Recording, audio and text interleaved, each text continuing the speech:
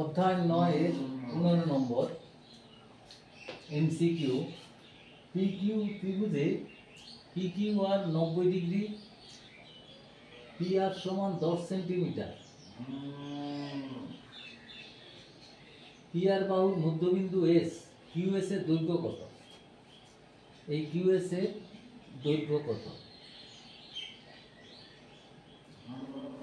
যেহেতু মধ্যবিন্দু, তাহলে আমরা এটা সমান্তরাল যদি একটা সরলরেখা টানি, তাহলে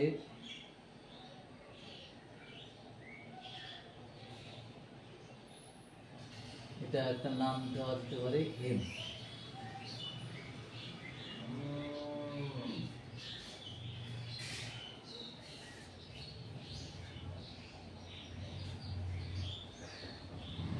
তাহলে এস এমটা হবে পিকিউ এর অর্ধেক।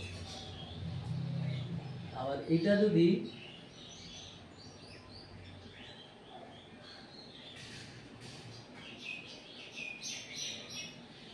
এটা 90 ডিগ্রি, এটাও 90, তাহলে এইটা এই কোণটা হবে 90, এই দুটোর যোগফল হবে 90, আর এই দুটোর যোগফল 90 হবে। তাহলে আমরা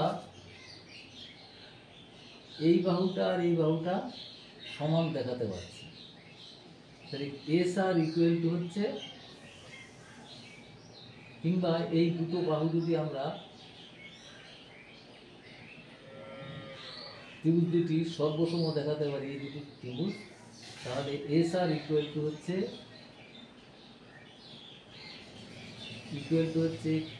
কিউএস সমান হচ্ছে পিএস। সুতরাং কিউএস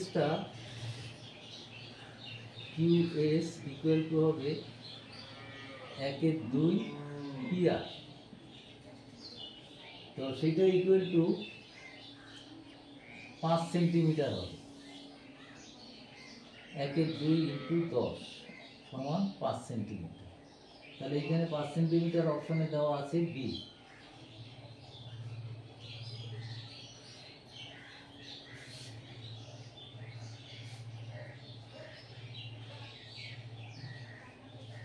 এরপরে 2 নম্বর, একটা ট্রাপিজিয়ামের মধ্যবিন্দু ই এবং এডি এর মধ্যবিন্দু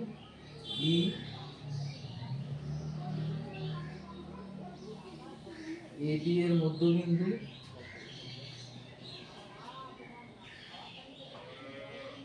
আর এফ বিসি এর মধ্যবিন্দু। সুতরাং ইএফ ইকুয়াল টু হচ্ছে, এটা আমাদের জানা আছে, 1/2 BC plus AB equal to হচ্ছে 1/2 7 প্লাস 5 ইকুয়াল টু 1/2 ইন্টু 12 সমান হচ্ছে 6 সিএম। 6 সিএমটা অপশন সিতে পড়ছে, সি। এরপর হচ্ছে 3 নম্বর, এবিসি ত্রিভুজের এডি মধ্যমান হচ্ছে ই, তাকে বাড়িয়ে এসিকে সি বিন্দুতে ছেদ করেছে। আমরা এখানে একটা এইচ একটা সমান্তরাল রেখা টানলাম, এইচ ডিএইচ সমান্তরাল টানলাম, বিএফ এর সমান্তরাল টানলাম। তাহলে এডিএইচ ত্রিভুজ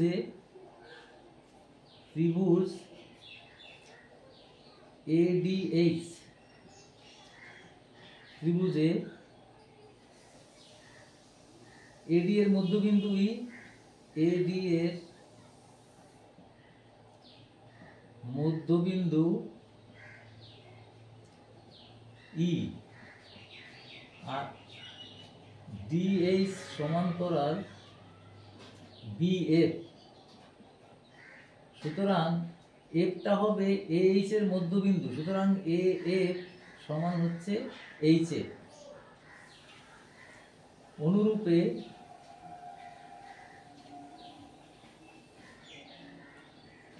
অনুরূপ দেখা গেল বিএফসি ত্রিভুজে আমরা দেখা যাচ্ছে এটা সমান্তরাল, ডিএস সমান্তরাল দেখাতে পারি আমরা এইচএফ ইকুয়াল টু হচ্ছে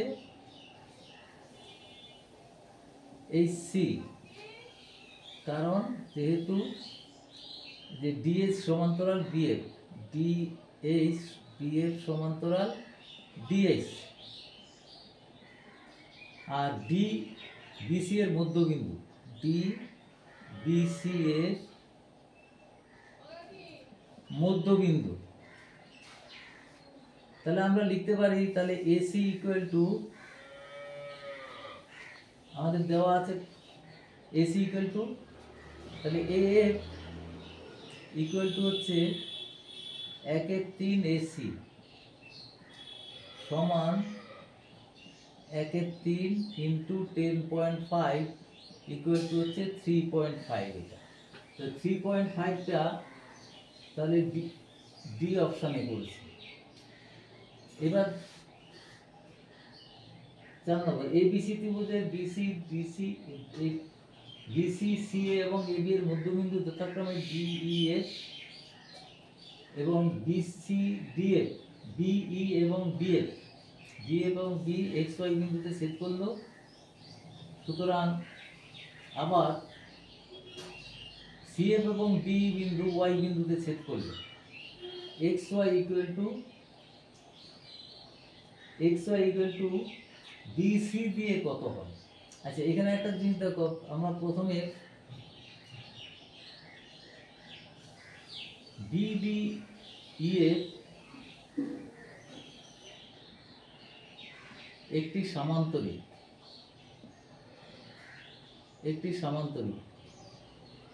কারণ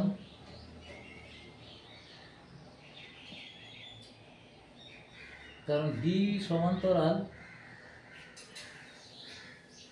এফবি আর বিসি সমান্তরাল ডিএফ, বিসি যা বলে এখানে ডি বলবো ইয়ে, তাদের কর্ণদ্বয় পরস্পরকে সমদ্বিখণ্ডিত করে। তো এফডি, তাহলে এক্স হবে বিডি কর্ণের মধ্যবিন্দু,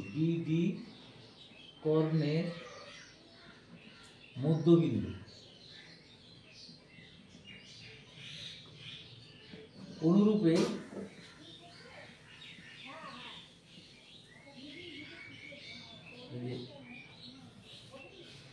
ডিই এর মধ্যবিন্দু ওয়াই, ডিই কর্ণের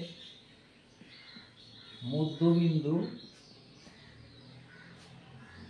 ওয়াই, তাহলে ডিইএফ ত্রিভুজ ডিইএফ ত্রিভুজে এক্স ওয়াইটা হবে 1/2 ইএফ।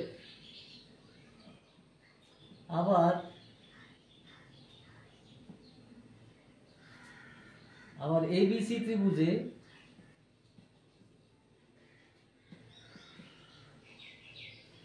ইএফ মধ্যবিন্দু এবি এবং এসি এর মধ্যবিন্দু, সুতরাং এই ত্রিভুজে ইএফ হবে হাফ বিসি, এটা আমরা জানি এটা। সুতরাং এক্স ওয়াই ইকুয়াল টু হচ্ছে 1/2 ইএফ, 1/2 ইন্টু ইএফ মানে হচ্ছে 1/2 বিসি। সুতরাং এক্স ওয়াই ইকুয়াল টু হচ্ছে 1/4 বিসি। সে 1/4 বিসিটা পড়লো, অপশানটা হচ্ছে বি, অপশানটা বি। এবার ধরো এবিসিডি একটি সামান্তরিক ই বিসি এর মধ্যবিন্দু, তাহলে ডি কে বর্ধিত করা হলো, এবি বর্ধিত অংশকে এফ বিন্দুতে ছেদ করলো। তাহলে আমাদের নির্ণয় করতে হবে এ এফ ইকুয়াল টু কত। আচ্ছা, এখানে একটা জিনিস ত্রিভুজ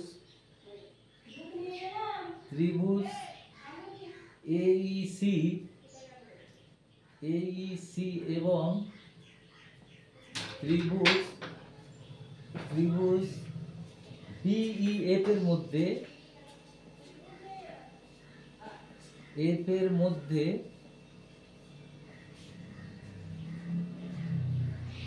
আমরা এটা মধ্যবিন্দু বলা আছে CE সমান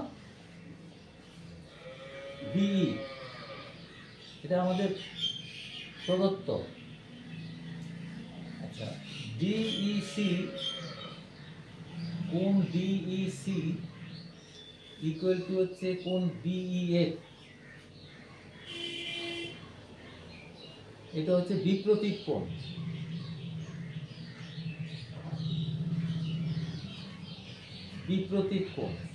আরেকটা হচ্ছে এইখানে এই কোণটা আর এই কোণটা হচ্ছে একান্তর কোণ।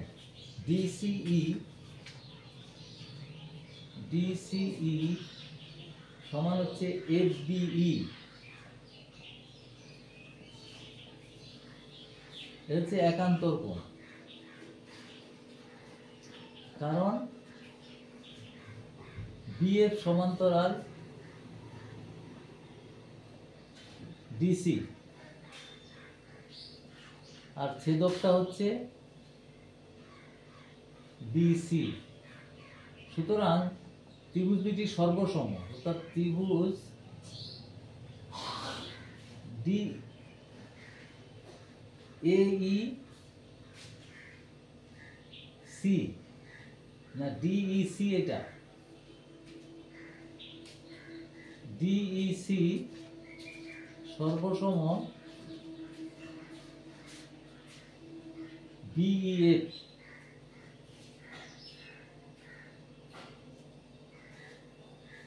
সুতরাং BF ইকুয়াল টু DC বা DC ইকুয়াল টু BF সর্বসম ত্রিভুজের অনুরূপ বাহু। এখন AF equal to AB plus BF equal to AB plus BC। BCটা আবার ABর সঙ্গে